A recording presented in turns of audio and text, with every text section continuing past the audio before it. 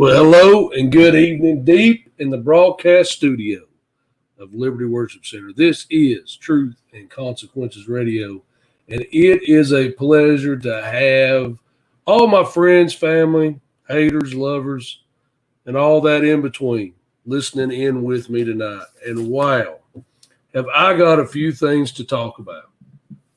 So, in case you've been under a rock,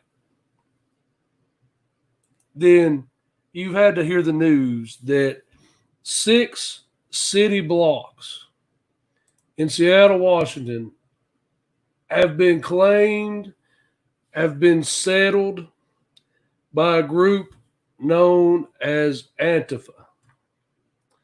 And I just want to read the definition of what Antifa is. According to Wikipedia, it is an anti-fascist political movement in the United States compromising a diverse array of autonomous groups that aim to achieve their objectives through the use of both nonviolent and violent action rather than through policy reform.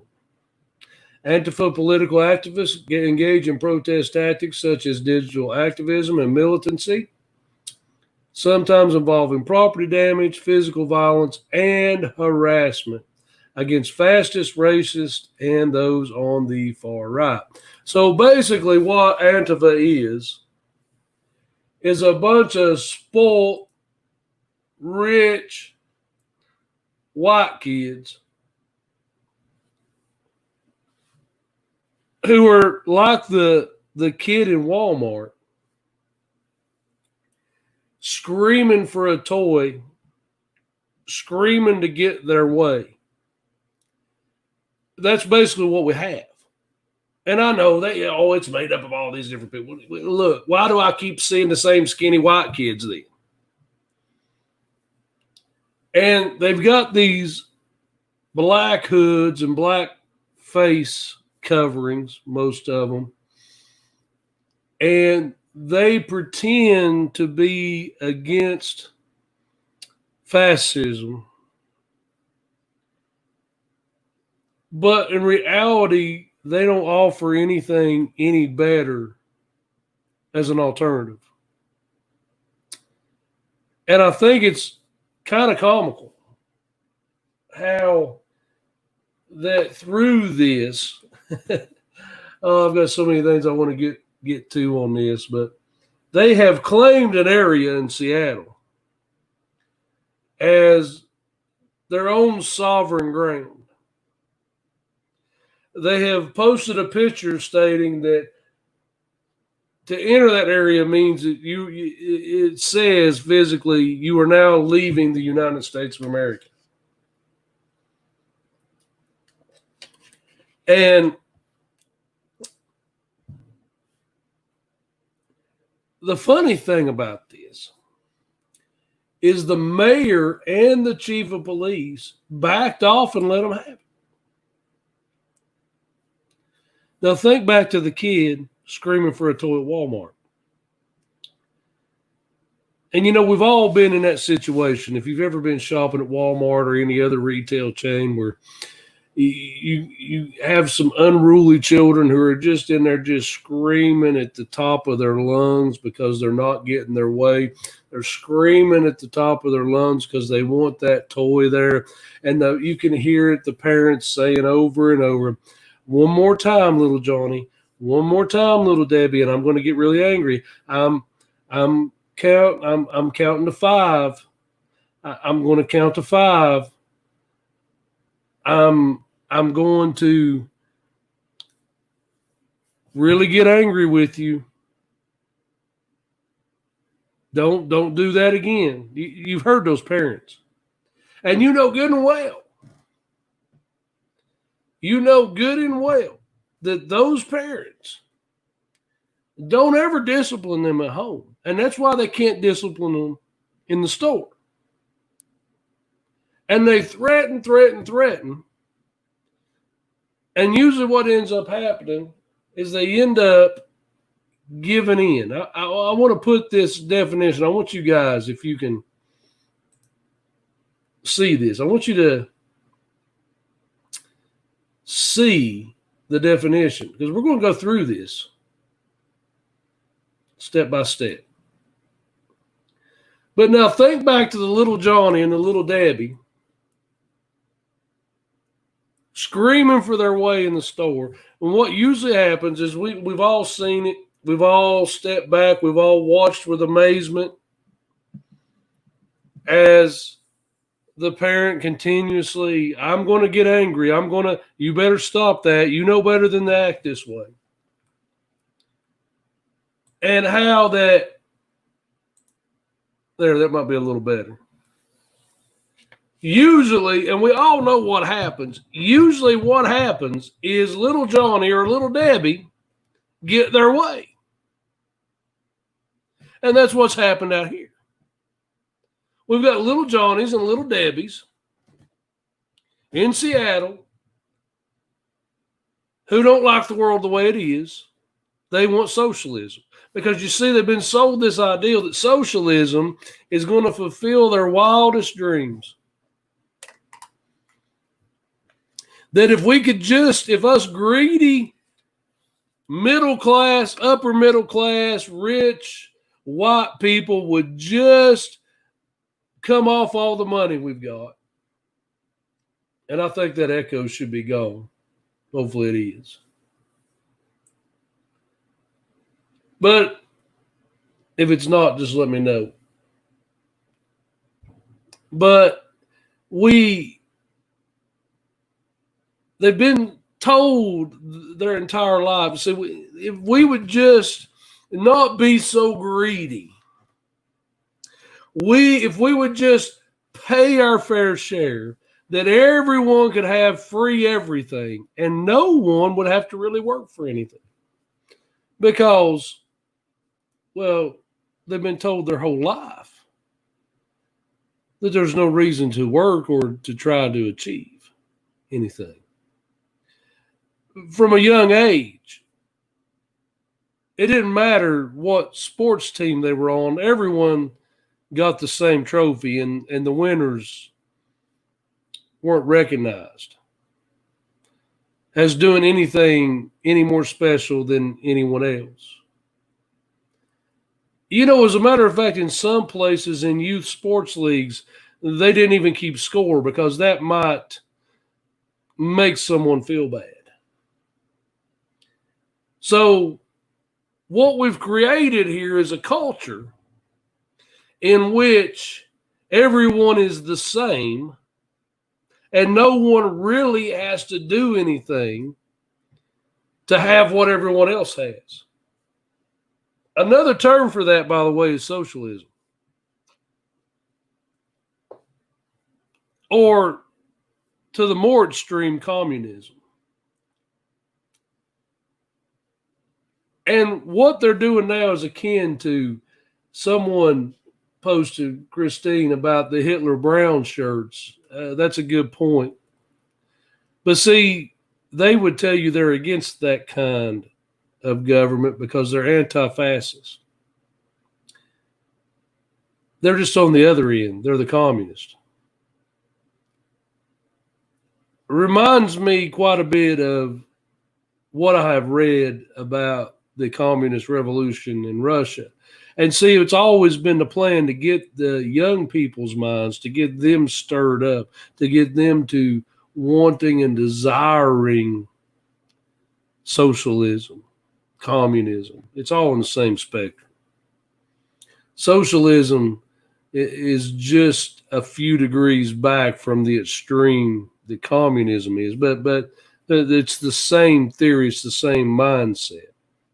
So we've got this generation who were never made to achieve anything, who have been ingrained in their heads that everyone's equal, everyone should have the same, regardless if someone works hard for something and you don't do anything for it, then you should get what they have because it's not your fault you didn't work hard for it.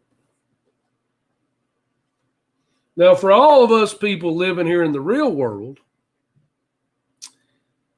we know that's not true.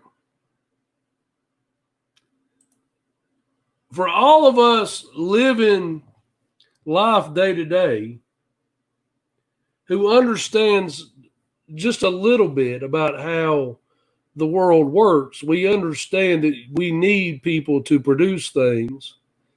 We need people of a diversity. We need people with different skills. We need people to excel in certain areas. I need someone who excels in HVAC systems to come fix my heat and air system when it goes bad. I need someone who excels at mechanics to fix a vehicle when it breaks. I need someone who excels in teaching to be the best teachers that they can be. And the list could go on and on. I need people who excel in military strategy to be the generals and the commanders in my armed forces. I need people to excel. And you see, just because little Johnny and little Debbie didn't excel in soccer, so doesn't mean, see, we should have took that as an opportunity to say, well, you know, some people are better in sports than others. That's just the breaks, kids, and that's how things go. And if you want to win that trophy in soccer, you're going to have to work really hard, but you still may not have the ability. But let's go find the thing you excel in. But instead of doing that, a bunch of weak, spineless parents have raised a generation of children, handing them everything they could desire, not questioning anything that they could want, and telling them that they deserve anything that their little minds could imagine.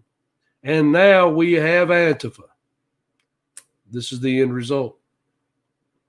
And they can say all that they want about it's the minorities, this, minorities, that. No, I don't believe it. Because every time I see them, every time I see a picture of them, it's a bunch of spoiled, white, rich kids.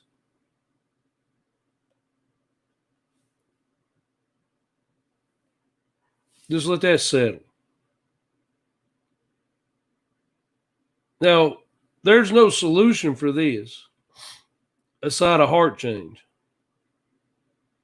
And what we've seen now is in our leadership, and this is really what gets me, because there's always been people who didn't like. From the very inception of the United States to the Revolutionary War, there was a great number of people in the country then who did not want to get away from England. They wanted to be English. They wanted to serve the crown.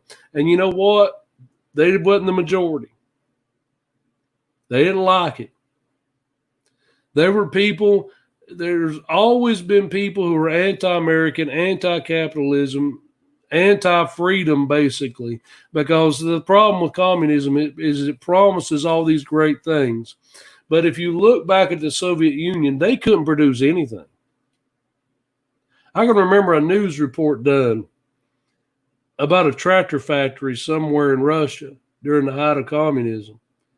And because there was no incentive to be a better worker, there was no incentive to be a boss, everyone made the same paycheck. And I want people to think about this. Let's just take a logical step back for a second. Here's a tractor factory. Everyone makes the same money, whether they produced anything or not. And I can remember the news reporter, I can remember the cameraman filming the tractors as they drove them off, and some of them wouldn't run. Some of them, the wheels fell off. Some of them made it to the parking lot. Nothing about it. And see, there's nobody out there right now that has a Russian-made anything. There's a reason for that. No one would buy that junk. And I'm just being for real. They wouldn't buy it because it wasn't made very well. That's why communism failed. It failed. And they want to look at China. Let's look at China. China fails. The only pieces and parts of China that succeeds today is the pieces and parts that have adopted the capitalist theory. They're succeeding in the marketplace because they adopted capitalist policies into their communist doctrine. And that's why they're successful. That part of it is successful. The rest of it's not. And I don't have to remind, I know the listeners of this show will agree with me. I wish someone would hop on here that doesn't agree with me. I'd like to have a spirited debate. A respectful debate. But so if anybody got any liberal friends Do you want to dial them up and bring them on? Have at it. I'm sending out an open invitation to any liberal right now that wants to talk about this live, and I will give you your turn to speak as long as you give me my turn to speak. But just remember, I have the mute button. But with that said, here's what we have. So they're hypocrites because the first thing they did was put up a border wall. This is something that they have spoken out against, and they said that there's no reason for the U.S. to not have open borders. But sadly enough, they have put up a border wall. They have kicked the police force out. I'm going to try to find a few photographs of this here for you. Let's see here.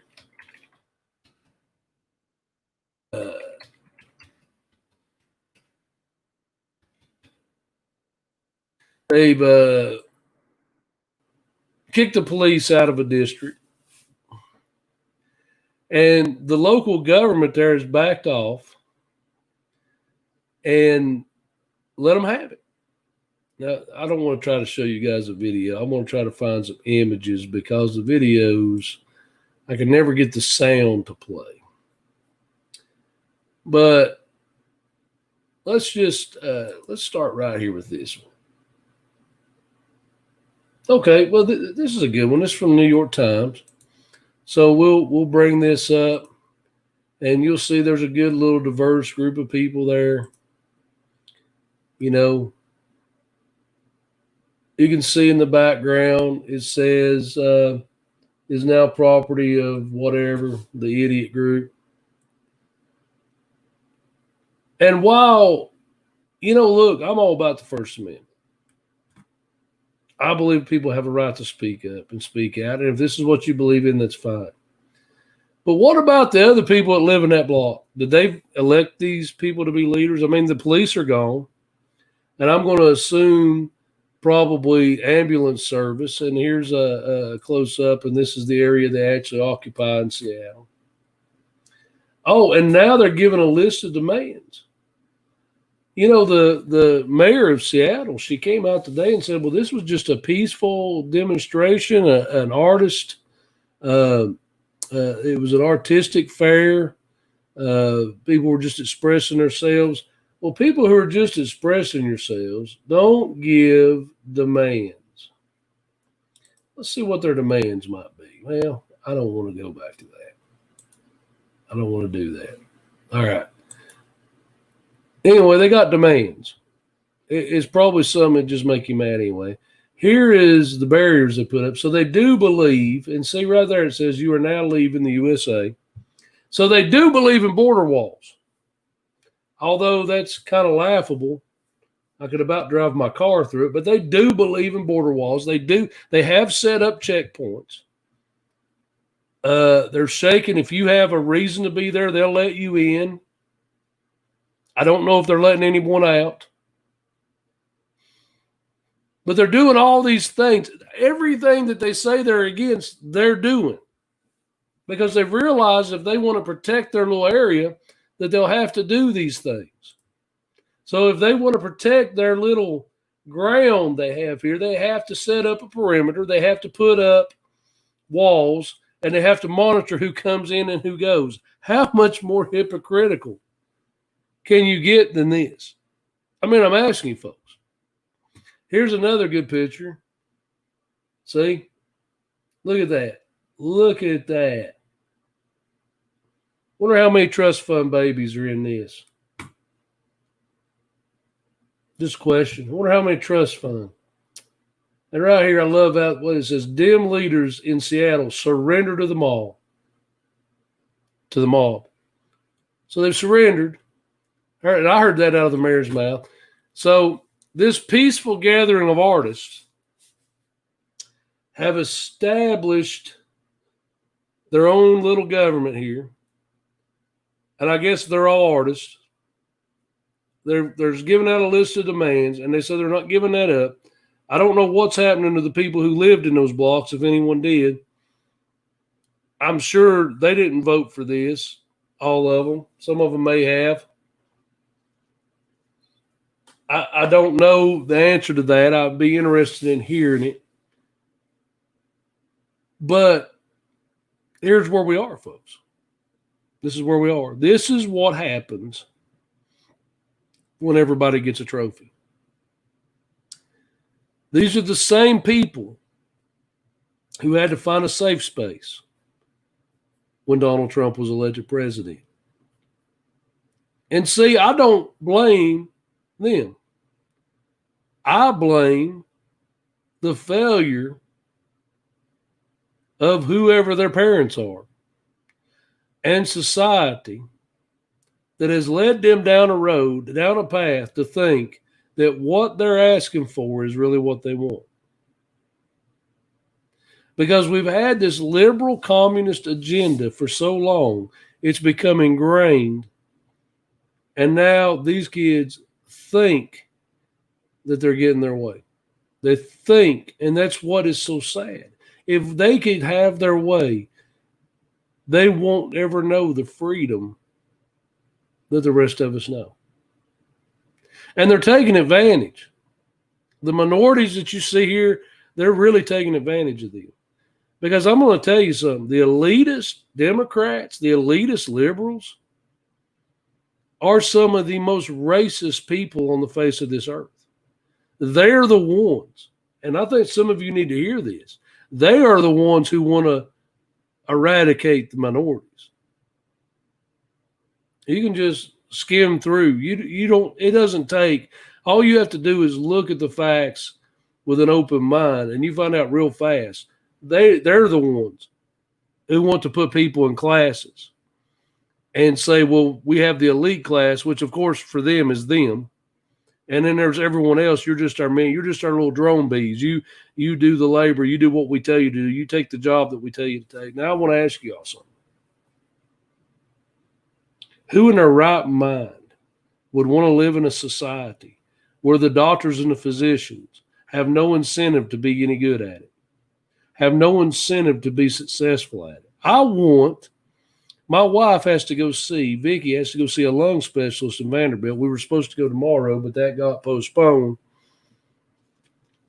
due on their end. So they rescheduled the appointment to next week. But whatever specialist she sees, I don't want that specialist to have been nominated by the government to do it. What I want is that specialist to be good at what they do. I want that specialist to have an incentive to be successful before he starts taking a stick and poking around in my wife's chest. I want people who know, back to the air conditioner, I want someone who knows what they're doing and who enjoys it and who their aptitude is for that. Who in their right mind would want to live in a society where the doctor has no incentive whatsoever to be successful? Because he's making the same money that you're making and everybody's all the same. And whether he cures you or kills you, it's not making any difference to him. You realize how rampant alcoholism was with the Russian people during communism? Yeah, we used to make fun of that. There used to be jokes that were told about the alcoholism in the Russia vodka, but it was true. I can remember in that same news report in that tractor factory in Russia, they sat and did shots and took drinks of vodka right there on the line because they had no incentive to produce anything. And now we have raised a generation, and I know I don't speak for all of them, but the people like this in this photo, we've raised a generation of entitled brats, and every time they don't get their way, they're going to scream and pitch a hissy fit. And the best thing we could do, in my opinion, and that's all I can give you is my opinion, is to begin to arrest them. It's going to be tough love. Begin to stick them in prison, because you can't just occupy other people's property and other people's lands and other people's homes because you decide you want the government to be a different way. The best thing we could do is to go in there and round them up and put them behind bars and say, this is not how our society works. If you want to participate in society, that's great, but you're going to have to participate in our rules. If you don't like the rules, there's a way that we can change the rules. But this isn't it. Because they've got it, and they pick their targets. They're smart about it. They knew ahead of time that mayor would be weak. They knew they had a good shot of getting by with it. But as time goes, if this continues to exist, they're eventually going to pick a fight in the wrong part of town, in the wrong city. And we are going to spring into a civil war. Because there's great big, and this is a warning to you, Antifa, there's great big sections of this country that will not put up with that nonsense. And if you run the police force off, the people are going to start patrolling their own streets. This thing, I'm calling on the church we need to be in prayer about. Because we can laugh and poke fun of them right now. But this is actually serious, because this could lead to a bloody civil war in this country. And my mind always goes back. I've heard many prophecies concerning America in the last days. And more than once, if I heard people either speaking from a word of prophecy or giving their opinion, that the reason why America is not really mentioned as being viable during the last days of prophecy, the last days of the age, is because America is occupied in some type of civil war. And I believe we may be seeing the early parts of that coming to pass right before our eyes. Because until something's done, and it doesn't look like anything's going to be done. It doesn't look like none of the local authorities up there are going to do anything productive in this. They're not going to do anything. I mean, they've just pretty much give up. They walked out of the police precinct. They walked away from everything and said, hey, you guys can have it. The Bible says that in the last days there'll be scoffers. The last days there'll be unruly. The Bible clearly declares all this would take place in the last days. And, we as Christ Church, we shouldn't be surprised by that, by no means. But we poke fun at it now. But if we don't take a serious stand on it, it's just only going to get worse. But I would like, if I could interview them, if I could have one or two of their leaders on, I would love to ask them a simple question. Everything's great now with your art festival. Does anybody in there know how to fix a car? Does anybody out of that group know how to build a house? Does anybody in that group have any idea about how to make a law or enforce the law? Does anybody in that group, have they thought about what they're going to do for utilities? Do they know how? Let's just play pretend for a second. Let's pretend that we just said, you know what, that's 6 blocks, you can have them. That's your own country, you're your own nation. What would they do? Well, that 6 blocks, can they produce enough food in that 6 blocks of ground to feed themselves? Most of those folks that you're looking at in that picture, folks, couldn't grow a garden. Now, they're demanding, one of the demands is vegan meals be shipped in. See, they're already starting. It's already dawned on them, hey, we have no idea what to do, so we're going to make demands that they send us our food and send us water and send us this and that. I wonder if the public utilities are still on. Because they're their own country. I wonder if any of them's thought what they would do if, Seattle's right there on the coast, pretty much. I wonder what any of them would do if, I don't know, North Korea invaded those 6 blocks. Has any of their leadership thought about how they will defend themselves against a real legitimate military force, not another group like them? I mean, if it's another group like them, they could just fight it out and see who wins. throw rocks at each other, whatever it is they're going to do. I can tell you, in my opinion, looking at this, none of this has been thought through. So maybe what we should do, maybe more than round them up, maybe what we should do, maybe this would be the answer. We want to teach them a lesson and everyone else like them. Let them have it and say, it's all yours. You're your own nation. But now you worry about, because we're going to build a wall up because you're not a part of our country. So we're going to put a real border fence up. You're going to be in there, and you're going to figure out how to issue IDs and passports and visas, and we'll put up a border check station. We'll monitor who comes out and who goes in from our side. And you guys figure out how you're going to get your utilities, how you're going to produce your food. Oh, you want to make a trade deal with us? Okay, fine. As the United States of America, we'll make a trade deal with you. What do you have to trade? Oh, I'm sorry, we don't need any artwork. We got overrun with artwork. What else you got? See, maybe we should just allow reality to set in on this. Maybe just like the kid screaming in Walmart to get his way, to get the toy. Sometimes you just have to let them scream. But what you do is you take them right out of the store and you don't buy that toy.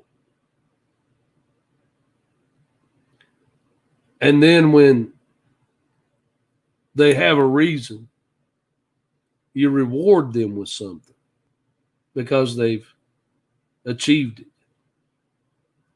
So maybe we should treat them like the little kid screaming for the toy.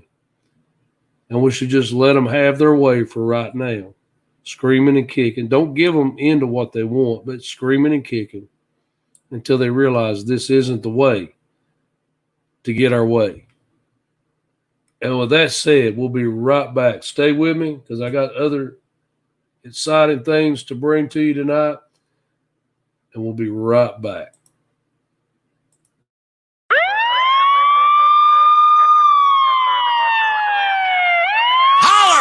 If you hear me!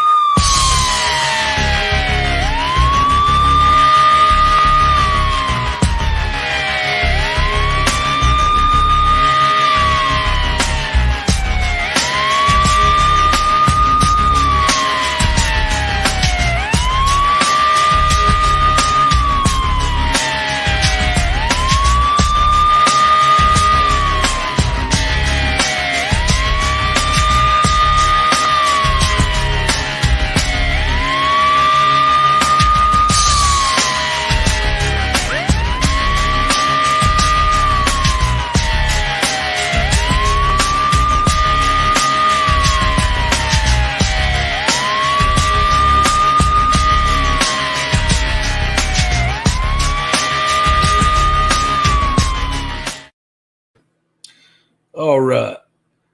I had to make a few adjustments here on my end, so I appreciate your patience with me. We're going to look at some of your comments here. And I like this one. It's from our friend Dustina. It says, the Lord is coming soon for his church. The rapture is near. We are not subject to wrath. Jesus doesn't want an abused bride.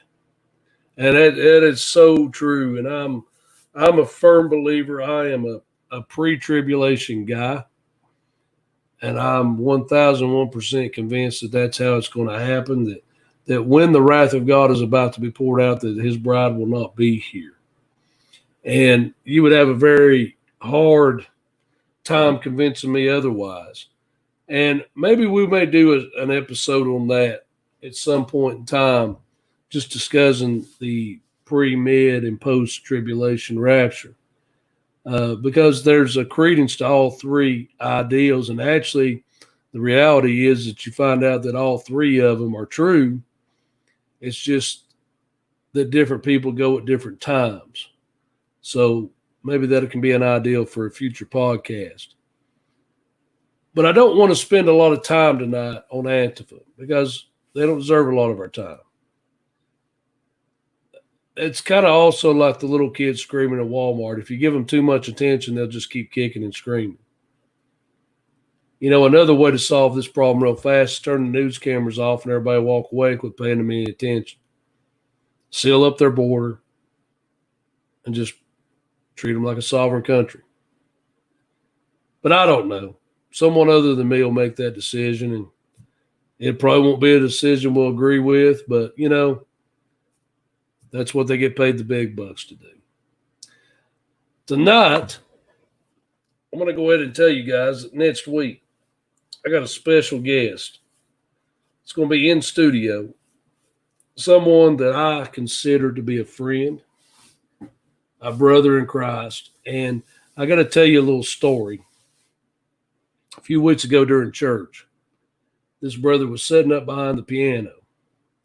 Never heard him speak more than 10 words in church before. And that day, that Sunday afternoon, I had it in my spirit all day that something was going to shake loose. Something was going to break free. You just get that feeling, that excitable anxiousness that something good's about to happen. And we went into the service during the praise and worship. For some reason, one of my contact lenses decided it was going to become disobedient. So I had to run, and I just lived next door. So I had to run home and take it out real quick and re-wet it and put it back in. And when I came back into church, I heard someone speaking, and it's on the church Facebook page, probably a couple of weeks ago now. I heard this brother speaking. And I'll tell you honestly, I knew you could see the Holy Spirit all over him. And he began to testify, and he began to give a word for everyone, but geared towards the youth mainly, but it was for everyone to hear. And to be honest with you, if he'd have grabbed his Bible, I'd have surrendered the pulpit to him, because the Holy Spirit was definitely all over this brother. And he is going to be here with me live in the studio next week to give his testimony. And I'm excited about that because we haven't had a testimony in a while. And I don't know, schedules have just been crazy. I've had to make a few adjustments in my life, and I'm getting ready to make a few more major changes so that we can. I really feel my heart concentrating on getting this channel up and really going in the direction that I feel like God has put it in my heart to go in. And once again, I'm going to say this again. I appreciate you guys who watch, and I appreciate you guys who are here with us every Monday and during the other streams that we occasionally do. And all I can tell you, it's only going to get better from here. So what you're watching now is the worst it's ever going to be. We're only going up. I've got some exciting guests lined up. We're going to plug in the Reverend Bill Bean again fairly quickly in the future. I've got a pastor and his wife up in the Chicago area that we're going to be coming on board to share some wisdom and share some of their life experiences and what following God has cost them personally, but how they've been rewarded since. We've been in contact with a couple other people that I'm not really at liberty to say that are going to be on with us, but I think it's going to be a surprise. I think when you see who they are, you're going to really be blown away that they would actually take the time to do a little small podcast like this, but they're going to sit in with us. So there's a lot of things coming down the pike, but I'm really looking forward to that brother Angelo's testimony when he gives it, because I'm going to tell you, I believe that man has a powerful story to tell.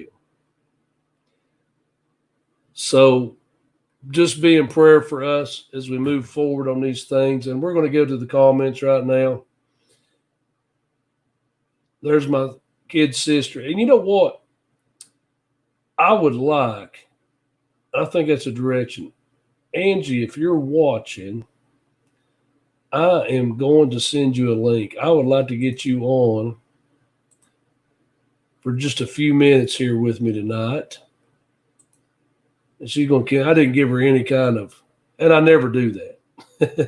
I didn't give her any kind of a heads up, but I've got a couple of things that I just kind of on my heart here. So let's see if we can get Angie Morlock. And if you missed her testimony, it's been about a month ago now. Go back through the videos. It's available on, once again, YouTube and Facebook. But go back through the videos and find the video titled Angie Leanne, and which is Leanne's her middle name. Go back and find that and listen to that, because I'm going to tell you something. It was, even though I lived some of that with her, that was the first time I heard things really genuinely from her perspective. So it was a powerful night, and I know it touched many people. I just sent you, you're watching on YouTube, I just sent you a link on your Facebook page to follow to come in. So as soon as she comes, pops up on the stream here, we'll bring her in with us. Right there is another example of a survivor. And, you know, and I was just getting ready to mention that. We've got Destina as a women's ministry. And I've invited her on the show, and we're just waiting to kind of hook things together. And I perfectly understand that, because you know what? I know what it's like. I've been too busy, and that's one thing that I believe the Lord's been dealing with me about is I have a tendency to get too busy. And I've really got to stop that and start concentrating, because, you know, I'm starting to understand something. I'm not old by any means, but I'm 47. I'm starting to slow down, and I can't handle, you know, things the way I could 10 years ago. So I'm having to pick a pace for life, you might say, and slow things down and speed some things up. But there's only so much of me to go around. And that's not to say I'm very thankful for the people that I have here helping me, Brother Billy Taylor and Jackie Leatherwood, and of course my wife, the rest of the leadership, and everyone else. I don't want to get into listing too many names because I'll forget someone, but everyone else that here and helps, and I appreciate all that you do. But there's just some things that, you know, I'm called to do, and I've got to make room to do it. But right now, I see her. I see that goofy face and that goofy smile. Let's put Angie up. Hey, I'm glad you got dressed for the show. Well, this is my work shirt, my work hair. You know, I'm the same. I'm in my work clothes right now. Okay, good. Me too. I really, and to be honest with you, I really thought about just running a rerun tonight and just kind of letting it go. But the more I thought about that, I'm like, no, I need to get on. I need to get on here tonight. So I got to ask you this, sis. What do you think about those brats up in Seattle? Oh, that's a mess. That's a mess. That's all those children, just like you said, that we heard in Walmart screaming, crying, wanting that toy, ended up walking out of Walmart with that toy, even though they never acted any better. You know, and it's always the same, and I hate to lump people in, but it seems like it's always the mamas in the pajamas walking through. And you know, they ain't never made, because, you know, look, my kids have pulled stuff, daily pull stuff. That's one thing. But you know, that parent ain't never made that kid mind. You just know that was some of them, you know. I saw one the other day, and that kid climbed out of the buggy. It was so intent that it wanted to get some, and it was hanging off the front of the buggy, screaming and kicking its feet. And the mom said, I'm going to count to 5. Oh, gosh. I'm going to count. I'm 1. I mean it. 2. Never did get to 5. Right. But, you know, and hey, raise your kids however you want to. Right. But, and around here, I just wonder, up in Wisconsin, that's kind of a liberal place in a lot of Oh, ways. definitely. Definitely. Now, when your boys, my nephews, when they played sports, were Yeah. they ever in one of those leagues that didn't even keep score because they didn't want to make anybody feel bad? No. No, Okay, not good. that I remember. No. So that plague wasn't everywhere, but it happened in some places. Oh, yeah. Yeah, it definitely did. Well, Antifa's always making threats. And they're always saying that they're coming to get our guns, and they've even threatened rednecks and said, we're coming for you country folk next. Yeah. I don't see them occupying Dallas, Texas. I wonder if there's a reason for that. Or Houston. Or No. Well, I think it's because they're somewhere where they knew that they could take over. Right. I wouldn't doubt if this wasn't prearranged. I think a lot of this was prearranged. Yeah. And I think you can pin a lot of it right on the shoulders of George Soros, because Soros has always funded anti-American agenda. And I don't know if people realize this. Now, here's Soros funding them. And when you look up on their Wikipedia page, they say they're anti-fascist. Well, that's what Hitler was. And Soros was a Nazi. I don't know if many people even realize that. That man's old. Now, I don't know how old he was during that time, but he was a Nazi. Legitimately. In Germany, a Nazi. So he's got deep ties and connections into that, and they don't ever put that together. But if I can know that, the news media can find that out in a heartbeat and report it if they wanted to. So there's more going on. There's more going on. Yeah, definitely. And Ron would roll over in his grave right now. Oh. But even Fox News has been busted telling lies. Oh. Did you see that? No, I didn't see that. And I just watched Fox News yesterday. Yeah. They evidently, and I just skimmed over a quick article, but they were busted. Of course, they're trying to show things from the conservative side, but they were busted monkeying with some film footage of these protests, and now they've had to come out and apologize for it. Oh, wow. And I wonder sometimes if that's not a plot. If there's some insider that's trying now to discredit Fox News, someone that they've put on the inside there to work from the inside and help get it discredited, because Fox News did a phenomenal job of really being fair and balanced with their reports, but it doesn't seem to be that way now. So I guess people will just have to ask Jason now for the news. Right.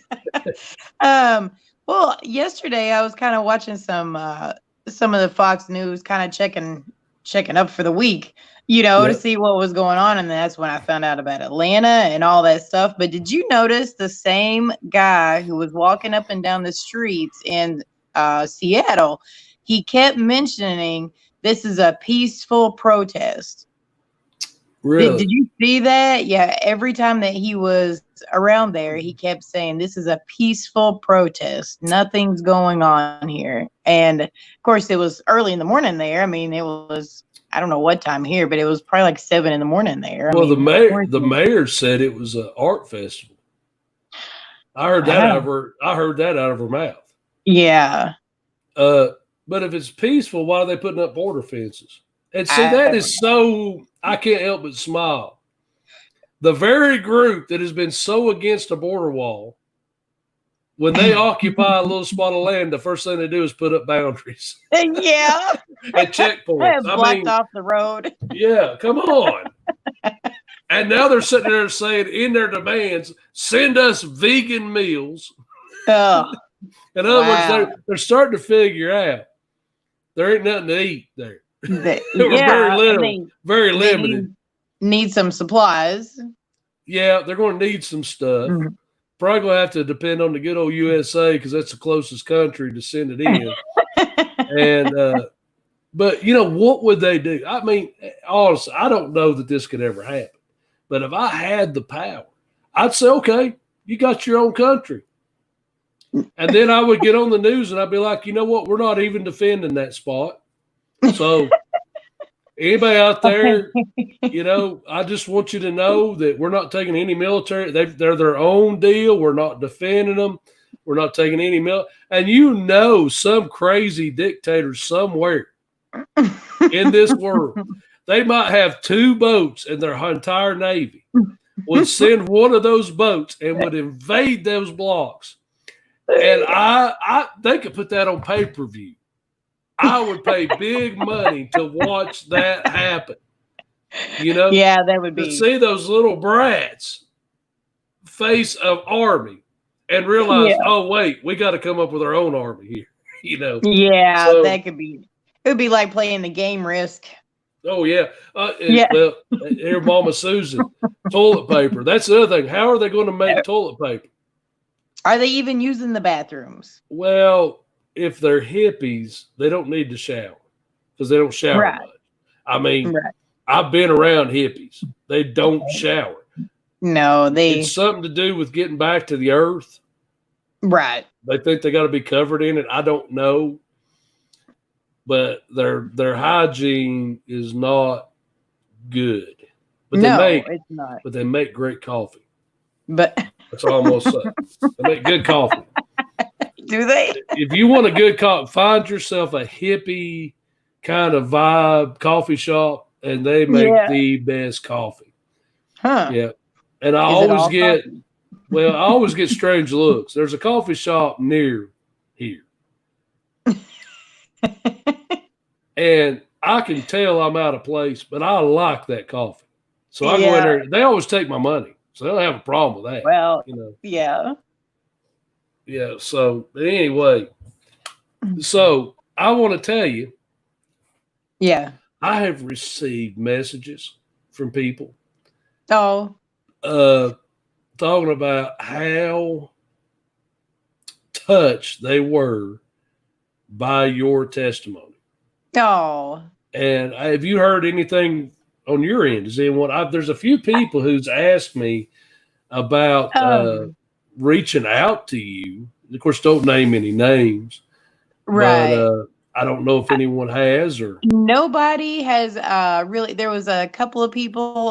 The one girl I got in touch with you, her, and then there was another couple of people that just said, "Oh, I enjoyed that message. You're very courageous, things like that." But no one has, if you gave them my Facebook stuff, I've not received anything on Messenger. Well, I don't know how to do that. You can give out my information. I mean, that's fine. Well, I thought I had. I guess the easiest way, if you like this page, then you can find me, send me a friend request, send me a message, and I'll just forward it to you. Yeah. So you can email this show, and whatever vehicle you're watching it on has a link to where you can send us a message on it. Pretty easy. And I'll forward it on. But I haven't had anyone directly request.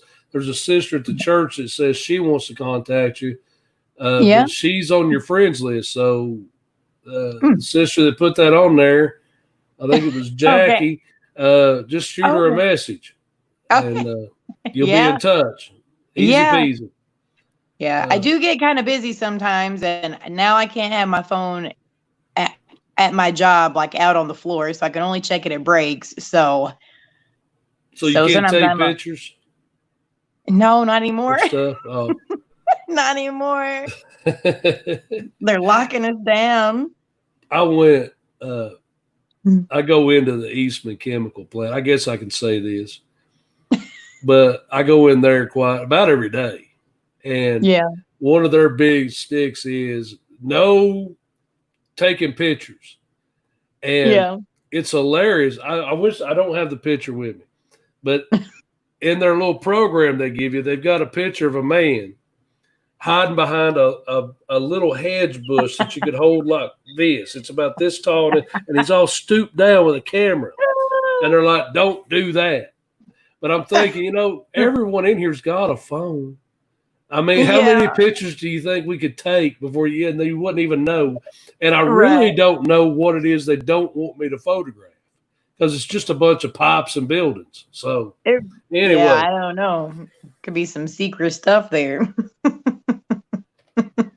No, it ain't. No. Nothing secret. No, nothing real. Which, you know what, Eastman, it used to be Eastman Kodak. Yeah. Well, they produce, because there's not a need for Kodak, but they produce filters for cigarettes. Oh, really? Now, here's the thing. Everyone was freaked out about COVID-19. Right. Guess where the wood pulp comes from? That China? We haul in there. It comes right off the containers. Really? Wow. They unload the containers, and then we take them up there and unload them at the plant. So they purchase wood from China and ship it here. Yeah. Because that's cheaper? I go back to the chicken. Why do we need to buy chicken from China? I don't know. I really want someone, and David Hawk's running for the U.S. Congress now. Yeah. If he gets there, if he gets elected, and he probably will, I hope he does, I'm going to email him and ask him if he can please find out why we're buying chicken from China, because that really bothers me when I think about it. What kind of chicken do we buy from China? Well, they have accidentally sent rat. They busted it. Go Google it. They've not just a whole container load that was marked chicken, it was actually rat. So once again, right now we've got a question for you. Go ahead, Jackie. Ask that question, and we'll see if we can get you an answer. I don't know if you can see the comments on your end. Can you see the comment? No, it just says you're in the show. Oh, well. I was able to see him last time. Well, you should be able to, but I'm not going to mess with the settings right now. Yeah, let's not. She just says gross. I don't know if she's talking about you or what. It's you. Gross. The chicken and the rat. I got a message from a brother.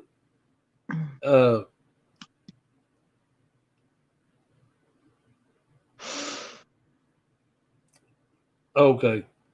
About an interesting subject. Good friend of mine down in Athens, and this is something we're going to bring about. There's a guy by the name of Jeffrey Gregory over in England, and he has publicly declared that he is the king of England. Okay? Okay. And he also claims to be a descendant of Jesus Christ. Very interesting fellow. And a Antichrist candidate for sure.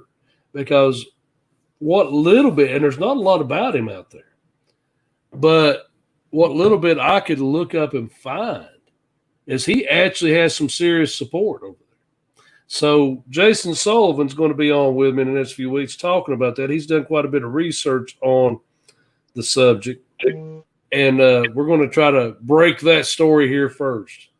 Oh, wow. That will be interesting. Yeah. So, all right. I'm just gonna ask this. Okay.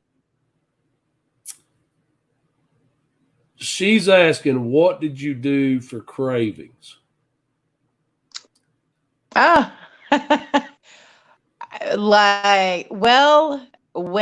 When I went into Teen Challenge, it was a whole different world. Yeah. It was very structured, very disciplined, very Christ-centered. We didn't watch TV. We didn't do the newspaper.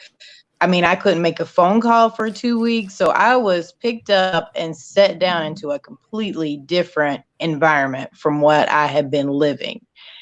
And, I asked Jesus back into my life. Probably, I think it was 2 days before I went in there. So I just have to say that it was by the grace of God. Because as soon as I got honestly, as soon as I got on the bus to leave Appleton, Wisconsin, that was the last time I drank a beer. Yep. That was the very last time. And I really didn't know what was going to happen. I didn't know if I would be thrown into a seizure from detox. I honestly didn't know. I just basically got on that bus and just hoped for the best that God had me, and I really wasn't speaking to God at that time, on a daily basis. And I had my hope in that I was going to be taken care of. And to this day, me and Jay had talked about that before. I get those thoughts in my head because I do spend a lot of my time, especially when I don't have my boys. A lot of times I'm by myself because I don't socialize. I don't go out, and I'll drive by a gas station or stop at a gas station, and Satan will drop that thought into my head. Hey, just go buy a beer. Nobody will ever know. And then the other side of my brain is like, what are you talking about? So I don't know. I think I was just set into such a completely different environment from what I walked out of leaving here that, we were kept so busy. We didn't have time to think about those kinds of things. And then we were rooted in Christ and the Bible and memorizing verses that you didn't really have time to think about all that kind of stuff. If you were ready for it, I guess. Does that make sense? It If you does. were ready for that change, it came about. Now, that's not to say that even over the past 7 years, you can go down the highway or road and you can tell if somebody is lighting up a doobie in the car in front of you because you can smell it. Right. And then sometimes you'll be like, oh, wow, because you'll remember where it took you back to. But then also at the same time, you're back in reality of, I don't ever want to be around that again. You don't want to be around those types of people. And I just have to say, I guess I didn't really have cravings. Probably not like I did when I was in the in-care facility at Casa Claire, because that was a secular rehab. There was a big difference, huge difference in the types of rehabs you could go to. And there you would always be talking about your past and your childhood and all the traumatic events and your toxic relationship and the root of everything as to why you did it. And of course you were always reminded of everything wrong and everything bad. And I think you wanted to use in those types of rehabs just because you were reminded daily of where you came from or what you've been through. And I don't know, going into a Christ-centered rehab facility like Teen Challenge, I mean, when you ask for forgiveness, you're forgiven. You're forgiven, and God, will start making that change in your heart and cleaning your heart out and getting you, cleaned out on the inside, and then you look better on the outside. And I don't know. I think it just has to do with God. I don't think there's, you know what I mean? Jesus. Would it also be fair though to say that along with that you have to set yourself up for some kind of success?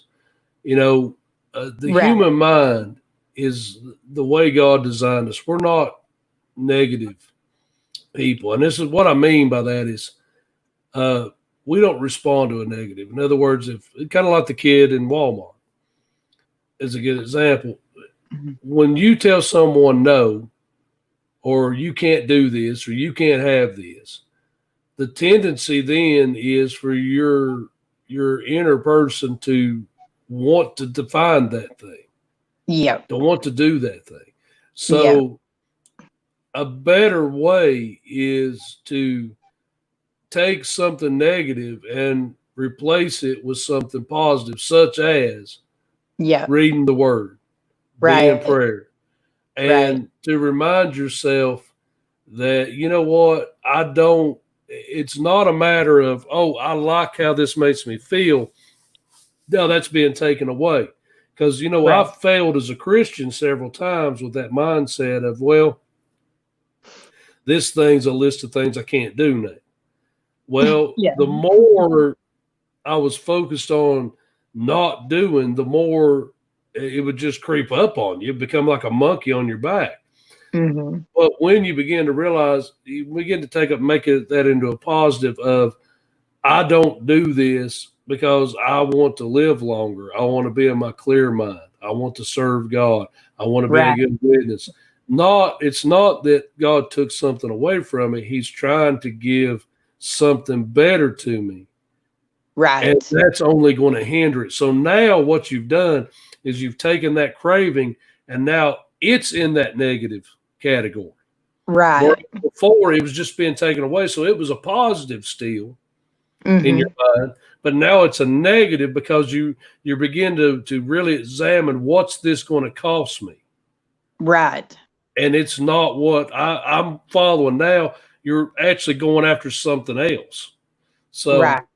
uh, and she brings up something else.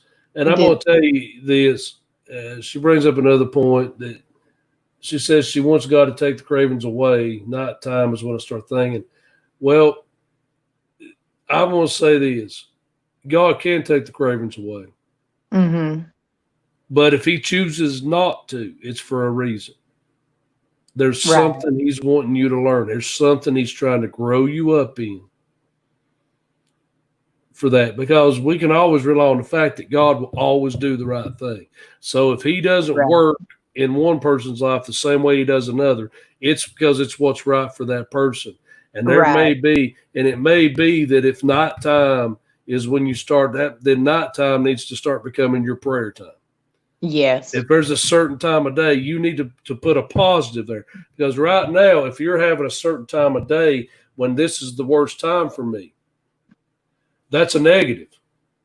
You need to turn that into a positive and say, well, now, okay, this is the time when this happens. So what can I put? Well, this is the time I read my Bible. This is the Right. time now I meditate on the word. Because I don't think people do enough of that. A lot Right. of people read and they pray, but they don't meditate. And the Bible Right. says to meditate on the things of God. So there's times after you've read or studied or prayed, you just need to just remain still and listen. And God be will speak quiet. to you. Be quiet. Yeah. Yeah. Yeah. So that's just, and just keep up the good fight, sister. That's all I can tell you about that. Oh, thank you. Yeah. Yeah. Mhm. Well, I was talking to Jackie, but you too. Oh, okay. Both my sisters. But yeah, just keep up the good fight and realize that. And one thing too that you spoke about that I think is very important. People have a very hard time being successful if they're still around Yes. that old crowd, those old habits. And So I had to leave. yeah, I had to leave. There was no more trying to make it work here. I couldn't get in anywhere to a detox bed. I couldn't get into the right, Milwaukee Teen Challenge. I mean, there was a reason why God said, all right, we're going back here. And this right. is how we're going to do it, because that's what I had to do for a lot of reasons. There's a lot of reasons with that. And I needed that Well, 13 months. It seems like a long time, but I needed that. that's actually their policy, is to send you away. Right. And And it I just got happened really to, lucky. yeah, it just I happened got to work out that they sent you away and sent you back home. So all at the right. same time. Yeah, it was a pretty sweet deal. Well, and I can let the cat out of the bag a little bit, but I can't tell everything I know. I've been working with a group uh, about opening a rehab similar to Teen Challenge here in Greenville. And Yeah. I don't know exactly how that's going to come about, but I do know I'm going to be a part of opening something in this town, either through this group that I've been talking with or maybe on some other direction. I don't know. But Woohoo. to be able to give a person a place to escape to, Mm. because you can't be successful if you're still going over and hanging out at your dealer's house.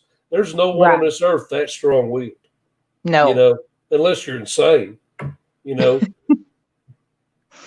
You look at it. We had a brother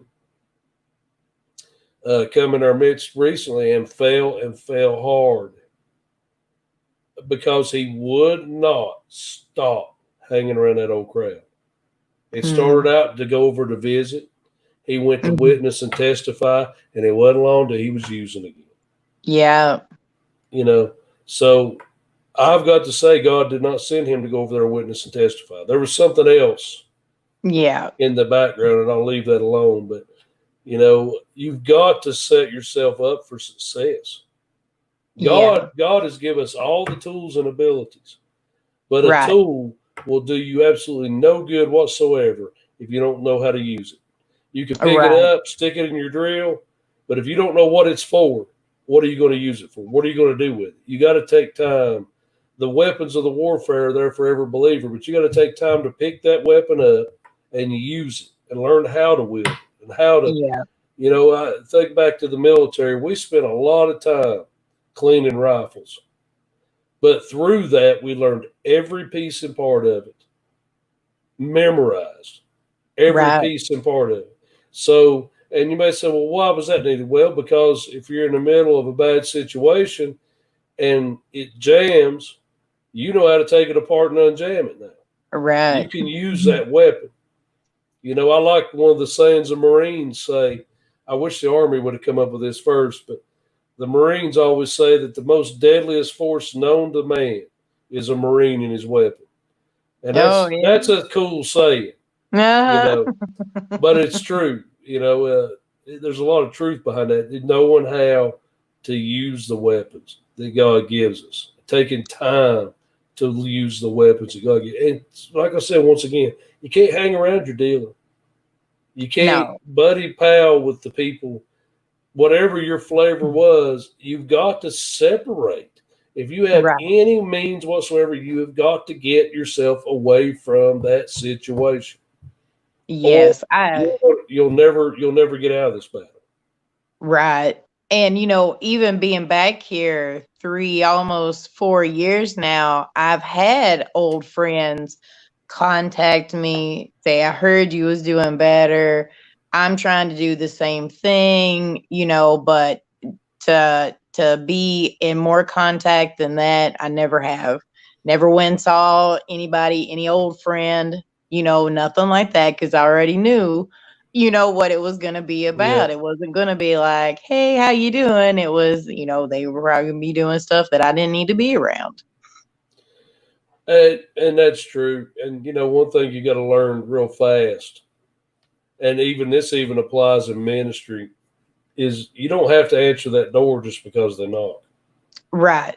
It's You not know, always meant you for you sometimes. that's You exactly have right. to use God's wisdom to know, is this from God or is this Satan? Because Satan will Absolutely use anything around you to get you hemmed up back right. in it. Hmm. Yeah. So, and I know there's a couple of ladies listening on tonight, and they have a women's ministry that they do, and I'm going to have them come on sometime in the future when we can all get together. You know, what would be something that you could pass on to them? Because you were in that situation. It was all women. You were pretty much locked up in a house together. You had a program. You know, Yeah. if you needed to pass what was the biggest lesson you learned during your time at Teen Challenge? The biggest lesson Yeah. in general. Well, Well, let me Uh, ask the question a different way. well, What? let me say this. One of the Okay. first things that we learned was you don't ask questions, and it's yes, ma'am, and no, ma'am. Right. So, you get people brand new into treatment facilities, they're asking 1 million questions that don't even matter. Right. And that's kind of a good lesson to learn. Just keep your mouth shut. That really is kind of a good lesson to Well, learn. you But know that. what Well, that sounds a lot like the military. Yeah, You know, our first week at basic training, we wasn't allowed to talk to each other or no one unless we were right. spoken to Yeah. by someone in charge. We weren't allowed to speak. Right. And And the new people especially weren't allowed, what they call the crisis house. So there was a crisis house and then two other houses. The crisis house was the brand new girls that had only been there for, less than 30 days or about 30 days. And they were never allowed to sit next to each other or right, converse or sit in a van next to each other. An older student, a dorm leader, had to be sitting with a new student, which is very, very beneficial. right, right. And I can see that because, everyone, when they start something like that, it's all gung ho. But you give Or them the not. opportunity to uh, make a phone call or have a visitor drop by, then you're going to go from having a rehab place to a party house real fast. Right. And especially with where we were located, you just had Yeah. to walk down the street. Uh, You know, Did you guys have a problem? I've always meant to ask this, but did you have a problem in that neighborhood in Knoxville where you were? Like I um, said, did you have a it- problem with dealers or anyone else, just stopping by and hanging out on the corner or yelling at uh, you? maybe a couple of times, couple of people riding by on bikes would be like, "Hey," wave and go by. But I think for the most part, people knew what we were about. Yeah. But that's not to say that late at night, sometimes you could hear gunshots. Right. Right. Nothing that we ever knew that was really close, but I mean, you could hear gunshots ring out in that area, Well, late at night. I've always wondered if there wasn't ever, a dealer or something, knowing about the place, standing down on the corner trying to get somebody's attention. But it probably Well, helps that you guys didn't have any money. So well, that's not to say because I there was a couple of girls who had to leave, I think, because they found out when we were fundraising, they were, oh, I'm sorry, my cat has got her claw hung. yeah. Sorry. But when they found out when they were fundraising, they were not turning in all of their funds Oh, and stashing the money because they would check us when we came in. But that's not to say you couldn't stash money somewhere. And if right. you have the leader, the other side of Walmart, they have no idea what you're doing on the other side. They're so if you wanted money, you could get money if you needed it. And I think I don't know if it's true or not, but I think they would pass things along through a mailbox that was never being used. Now Right. that's just hearsay. but so there was always that temptation Yeah. right in our hands. Honestly, if you think about it, there was always that temptation right there.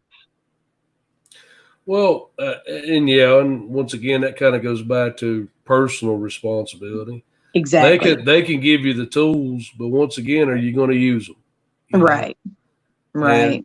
I'm sure in that situation, because there were people also sent there that were court ordered Right. uh, that didn't And they want to did be their there. time. Yeah, Yep. they were And just they did their time and it was a lot easier.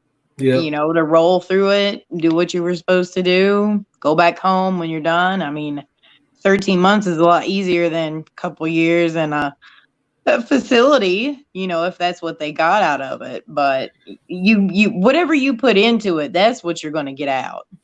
And if you're well, ready for that, you're, you and know, I think, and this may help some folks too. If your church or you yourself, if you're sponsoring someone to go in, to a teen challenge situation or one of the many others that's popped up, you got to encourage that person to stay. Yes. I can tell you, there was a few that were with you. I've known of some others who left early, Mm-hmm. and none of them succeeded for very long. Not really. There's And something about finishing, going to the end of that, you know. there really is. And you know, and maybe even a program doesn't have to be 13 months, but I would say at least a year. Yeah. You know, get yourself, you've been living a life for how long, say 10 years like that. It's going to take more than 30 days or 60 days or 6 months. You need a year, and that really helps you find yourself and who you are and who, you know, and who was missing out of you. Well, you know, you hear it said that it takes 21 days to change a habit, but Hmm. I don't believe that. I think it takes a lot longer. So in Yeah. 21 days, you can break a habit, but the thought of that habit is still there. And Right. you know, if you just kind of take and I think back to last year at this time, I couldn't imagine being where I'm at now a year ago. I just Right. Right. there's so many things that's happened and taken place in a year that you know there's no way you can predict all that. There's no way you can lay it out and say you can have a good idea where I want to be a year from now, but you don't know all the little paths Mm-mm. and the little struggles that God and the little things that God's going to do in that year that'll bring you to a better place. Hopefully, every year you're improved on a little bit. But, Yeah. you know, that was something that God gave me years back was, and He's always dealt with me in cycles of a year. I don't know why, Hmm. but I've noticed a lot of times He's dropped something in my spirit that He was going to do, and it would be a year before it come to pass. And maybe it's just Yeah. for me. I don't know, but it always seems like it takes a year or maybe several years for it to Yeah. get to that point to where I finally, oh yeah, this is it. Now we're here. This is what you showed me. I understand. Yeah. And a lot of that I think has to do with you're just not prepared in any quick amount of time.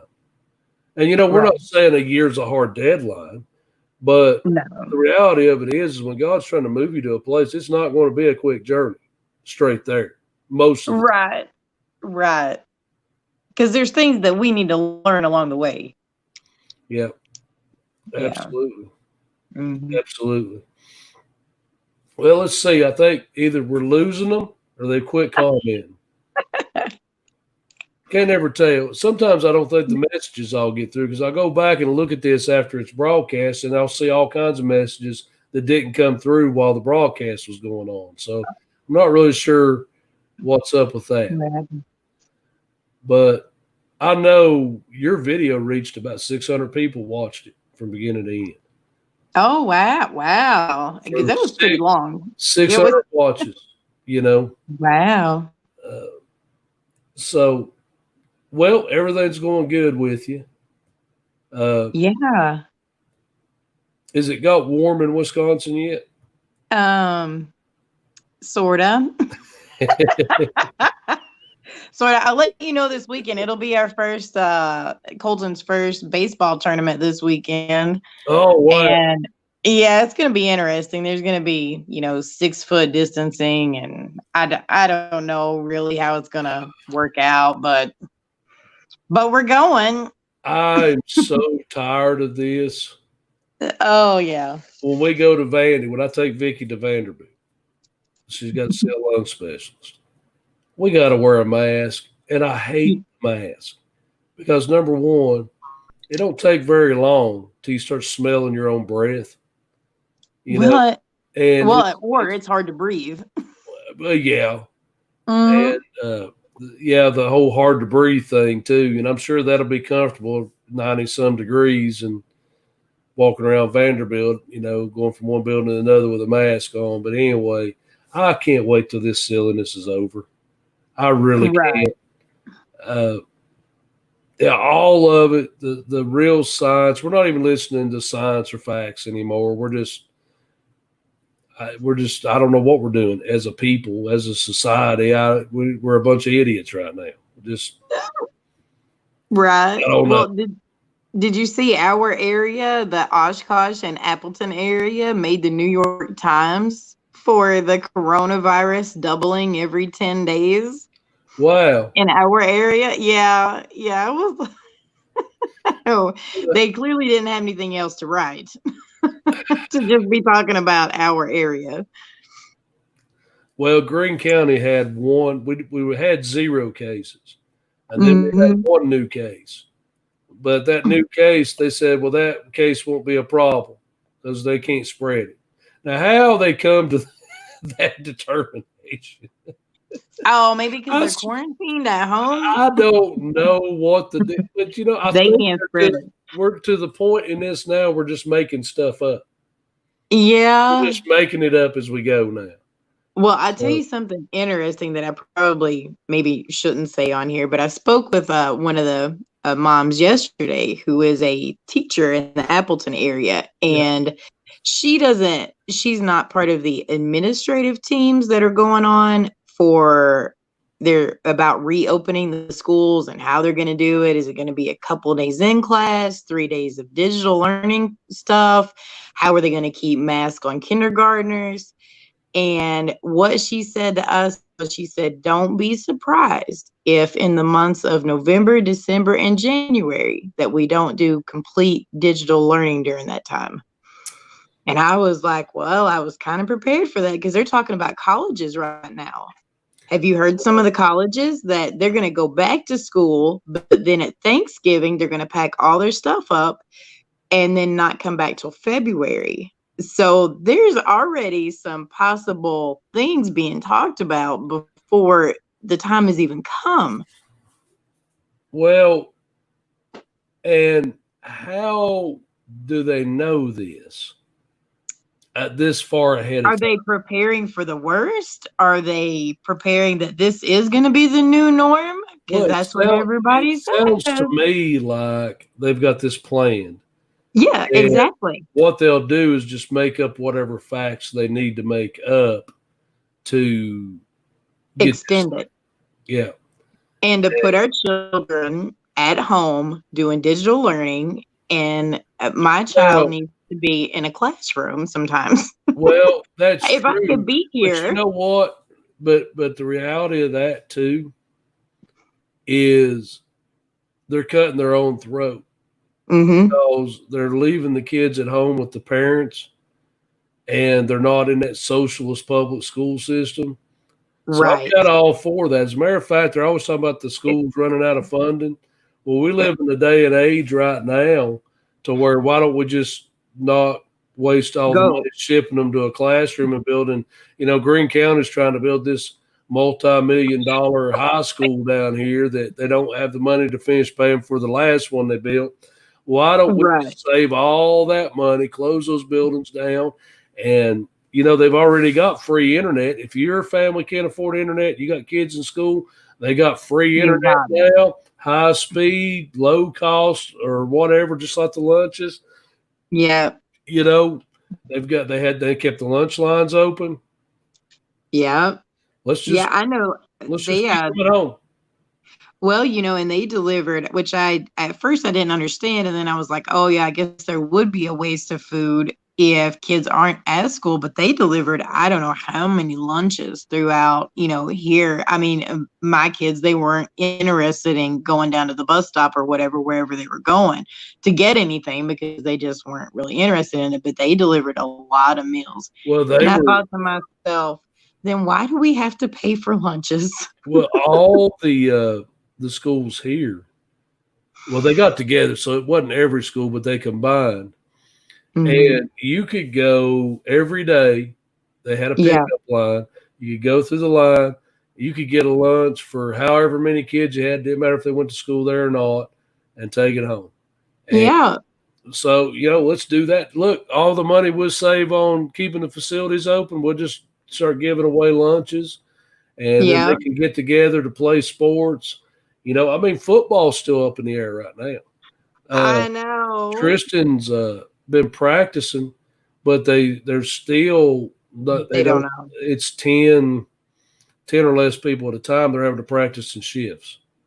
Oh, So okay. they've got them broke up into groups, and still no announcement. Now I know the college football schedule will come out, but they really haven't announced what they're going to do with that. But see, the thing Wow. is, this it can't be the new normal Right.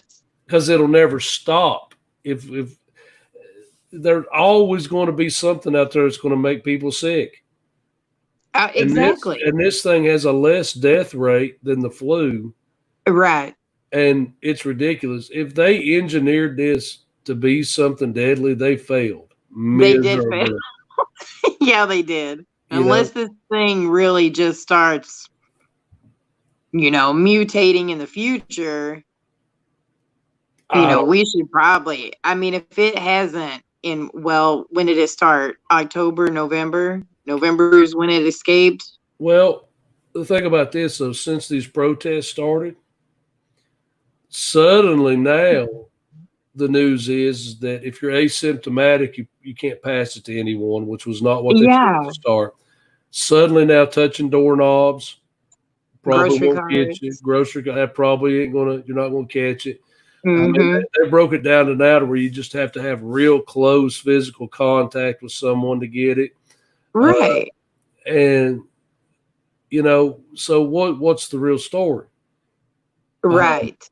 Why are we Right. doing all this? And we've got some, and even some doctors I respect come out and wrote about what a killer this thing was going to be, and this, that, and the other. But it's not. They It's just didn't. not. At least Yeah. not this round of it. So, but me, I don't want to die. If I'm going to die from something, I don't want to die hiding in my house. I want to die I don't. out living my life. You know. Right. It was so good. The church I go to up here, it was so good when we got to go back to church. There wasn't a lot of people there, and everybody, if they said if you wanted to be distanced out, there's plenty of room here. But it felt so good just Yeah. being back in the house of God. It was just, I mean, you can watch it online. It's not the same. Well, It's really not the same. what's happened is people's gotten out of the habit of going to church now. Oh, definitely. I mean, So if I didn't have to and get up and get ready. and the new normal would be watching it online. Mm-hmm. That's just easier, and But then you're it's not not the same. getting everything you need out of it. No.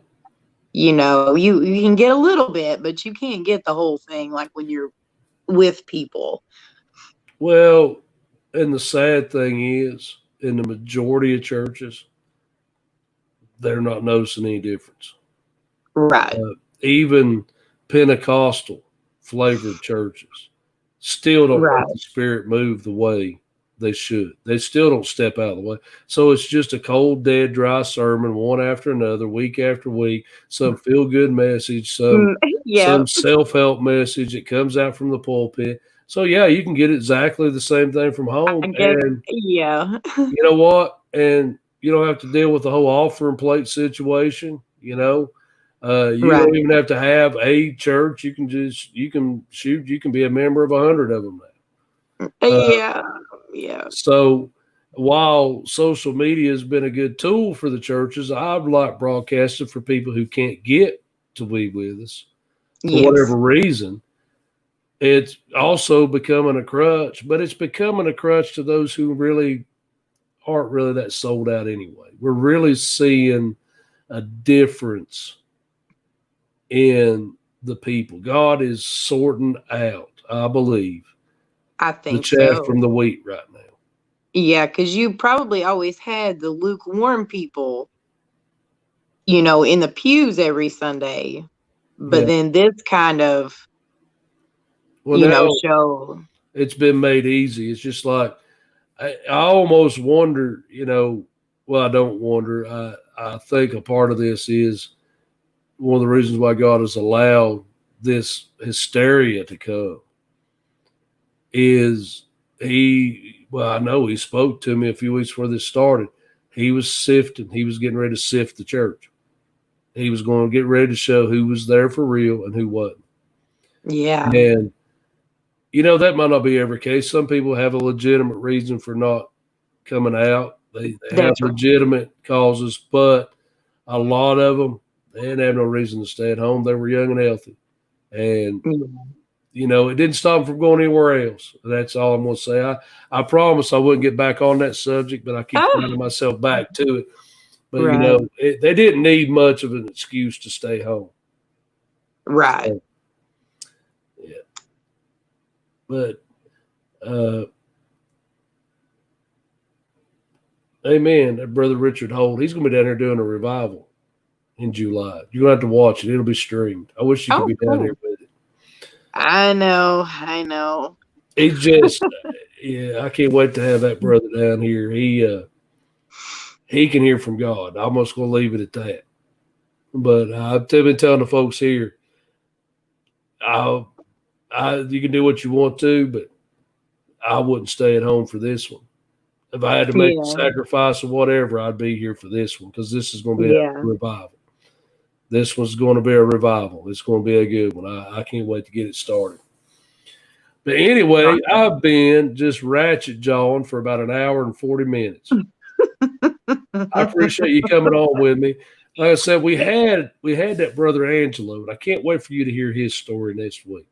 Okay. But I had him planned, but some stuff changed with his work schedule.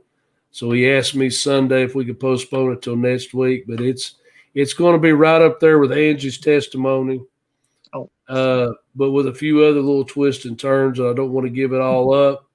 But it is going to be a powerful time to hear how God can bring someone out of an impossible situation. And I also think it's going to bring some clarity to the body of Christ, because I'm going to tell you, I spoke Sunday about we need to quit taking sides in all this. It seems like the church is the worst to draw a line, and we're going to be ultra patriotic now, and we're going to support the police, and I'm all for that. But I also, if I'm going to be a representative of Christ, I need to be willing to understand the other side, because there's souls on that other side. There's souls in those Antifa marchers right there. Yeah. That if we could reach them with the gospel, I'm going to put them back up here. I want to have this on screen. Those people, some of those people need to hear the gospel. There's there's future preachers, evangelists, teachers in that group. It don't seem like it now. But if no one, and Paul penned that question, he said, how can they hear if they don't have a preacher? Right. Someone's got to reach those people. They're lost. Now they're 3,000 miles from me. But I'll tell you what, if God called me to go up there, I would. Yeah.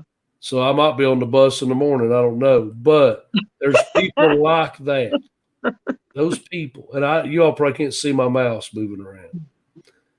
But there's people in there that need to hear the gospel. That's right. There's young ladies. There are people marching in gay parades that need to hear the gospel. They don't need to hear how bad God hates them. Right. They need to hear the gospel. And there's people leaving abortion clinics that need to hear the gospel. Right. They can't reverse the decision they made 10 minutes in the past, but they need someone to tell them about the love and mercy of Jesus Christ. And we don't need to be picking sides. I ain't picking a side in this. I'm trying to keep an open mind and understand that the people marching in these Black Lives Matters groups and all these other, that they have a reason for being there, whether it's right or wrong. We have got to have the door open to whosoever will come in. Whosoever. Jesus said, whosoever will drink will never thirst again. He didn't put, amen. He didn't say, well, the people that love your country the most can come in. He said, whosoever. And he lived that. He went to the woman at the well in Samaria, and she, to the people around, that was the worst possible people you could ever go talk to. So much to the point his disciples were marveled at the fact he wanted to go to Samaria. That's how bad it was. How bad of a distinction they had. But he went and sat on that well because there was a woman who probably hated the Jews herself, needed to talk to him.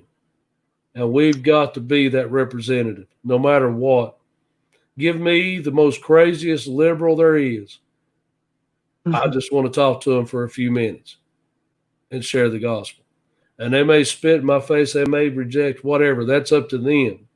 But I know what I and the church is called to do. And that's the message that I want to bring out. So we had a little fun making fun of these kids. But you know what? They're souls too. Every one of them. Every last one of them God loves. He wants to save them from their self and save them from their ideology. He wants to save them from their wickedness, the same as he did all the rest of us. And that, my friends, is the message that the church needs to rise up for whatever time on this earth we have left and be given to those whosoever will listen and receive it. So with that said, I'm going to tell you good night. And it seems like I don't never talk to you unless we're on live. But I know. Anyway, well, you're a nerd anyway. I don't hang out with nerds. But anyway, I love you, sis. Thank you for coming on. With no notice. With no notice. With no notice.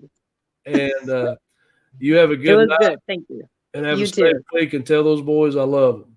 Tell them Will do. And with that said, I'm going to kind of wrap things up, bring them to a conclusion. Usually I bring the brothers on, but I think tonight I'm just going to wrap this up and remind everyone I will thank everyone once again for watching. Thank you for all the shares. I see a lot of you all share this stuff. You share it to groups, you share it to your page. I appreciate that. And like I said, I'm not in this to make for any personal gain for myself whatsoever. It may come to the point sometime that, to see what the costs are, and with some of the future plans, we may have to start asking for people to donate. But right now, we're not. And I don't ever want to make this a platform where you have to pay to watch it. So whether you could donate or not, even if that day comes, it's still going to be free to whoever wants to watch it. But all I'm asking is that you just like and share it and help get the word. If this show impacts you at all, this little old low budget program that God gave me to do, I'd appreciate if you would share it around, because we don't ever know who needs to hear this. There's a few watching now, but I can tell that it's being shared around a lot, because I go back and look at some of our past shows, and there's been over 1,000 on a few of them that has took the time to watch this, at least in part. And it can only be possible by the guys here, the ones in the chat room now, helping us to get this word out. So feel free.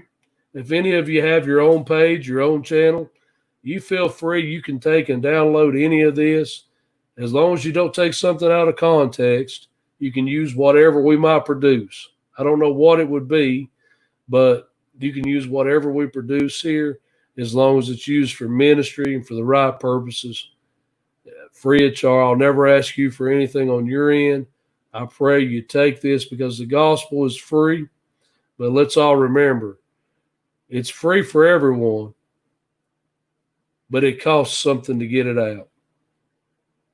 And like the great evangelist Billy Graham once said, coming to Jesus doesn't cost you anything. It costs you everything. But what you get in return, you can't put a price tag to. And as we close this out, I just want to say, in these turbulent times, we've got to be reminded of the days of Ezra. When Ezra had stepped out and he had told the king, I've got to go back and build that temple. When he stepped out knowing that God had sent him on a mission. But then there came some turbulent times in that mission. And during those times, the enemies came against him. And the Bible says that some came to fight with him, and others were sent in to work inside to pretend to be friends, but to work against him from the inside. So we should not be thinking strange when we find that happening in our own lives and our own ministries. Some enemies will come at us head on, and others will be sent to infiltrate us, the tares among the wheat, to try to bring us down from the inside. But there was a conclusion that Ezra came to, because he came to a pivotal point to where he knew that in his own strength and the strength they had, that they couldn't move forward anymore. But he did not want to put God to a shame, because he had told the king, he said, God has sent me on this mission. And I'm here to tell you, if God has put you on a mission, hold the course. Because just like Ezra figured out, we can know today. Ezra came to the point to where he said in himself, he said, we can't fight the adversary that's in front of us on our own. And we can't go back to the king or the world and ask for help, because we've already testified that God is our strength. So the conclusion he drew to, he said, but the one thing we can do is we can pray. And I'm going to tell you, the Bible still stands truth today as it always did. And that same word that said the effectual, fervent prayer of a righteous man availeth much, those words are still good for us. So no matter what difficulty you're facing, no matter what struggles you're going through, no matter how rough, and I know my wife and I can testify all day long at the struggles we've encountered with people trying to do ministry, both from the outside and from the inside. And I can tell you, nothing in this world can help you more than prayer. Because when you pray, you tap into resources outside of this world. When you pray, God moves his holy angels and dispatches them on the scene. When you pray, you stir up the Holy Spirit. When you pray and you demonstrate your faith in Jesus Christ and him crucified, that stirs the very inner workings of God on your behalf. And it may seem difficult. You may not be able to see what God's doing, but I can promise you, when you pray, our entire heavenly host has been dispatched on your behalf, and you will have what you need to succeed in whatever the work that God has called to you. So stay the course, be encouraged, and God bless each and every one of you. And you pray for me, and we will pray for you. Have a good night. I pray this has blessed you, and we will see you next week, next Monday night at 8 o'clock if we don't see you before. Good night.